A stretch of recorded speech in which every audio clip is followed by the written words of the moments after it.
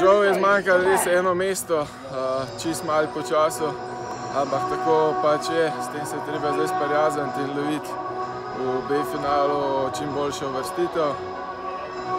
Tekma je bila veliko boljša kot včeraj, tudi veslal sem veliko boljši, ampak nekako ne najdem tistih pravih občutkov še na tej progi.